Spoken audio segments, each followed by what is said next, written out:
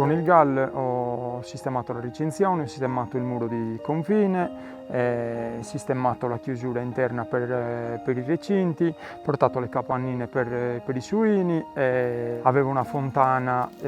dove raccoglievo l'acqua, però avevo un po' di problemi a stoccare l'acqua e quindi abbiamo scavato, interrato i tubi e messo una cisterna con l'acqua per avere l'acqua precaduta in tutto il terreno.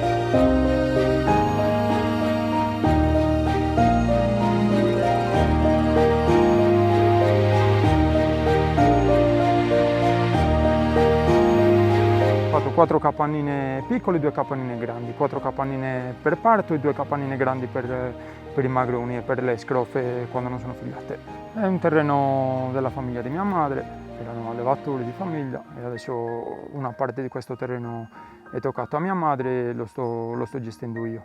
e quindi piano piano sto provando a creare qualcosa. Penso che ognuno sia nato per fare qualcosa, a me piace in campagna. I suini non lo so, è un animale che alla fine ti dà da mangiare sempre. Sì, non diventi ricco, però ti dà sempre da mangiare. Andare a creare qualcosa piano piano, si cresce piano piano, non c'è bisogno di grosso investimento iniziale, perché alla fine ho iniziato con un piccolo recinto, un piccolo semibrado e poi piano piano con questa opportunità del GAL sto andando a crescere e a investire qualcosa, però anche facendo piccoli passi. Il GAL alla fine mi ha dato un bel aiuto perché ci sono delle leggi in cui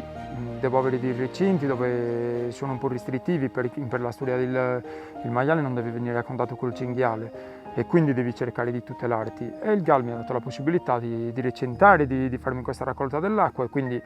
in questo momento posso anche andare a crescere un po' con i maiali. Adesso un po' sta tirando il mercato del maialetto, però è un mercato che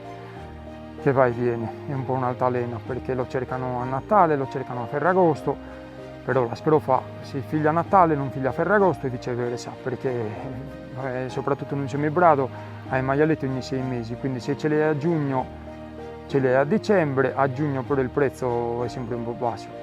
La cosa più interessante sarebbe andare a ingrassare direttamente i magroni, a trasformare il prodotto, andare a vendere i prosciutti piuttosto che guanciali, capocollo, andare a vendere quello sarebbe una cosa che alla fine ti fai il mercato, hai la vendita tutto l'anno, vai a farti il mercato tu, vai a farti il prezzo tu, è un prodotto un po' di nicchia diciamo, però alla fine il mercato ci dovrebbe essere piano piano. Se c'è la passione secondo me si può fare.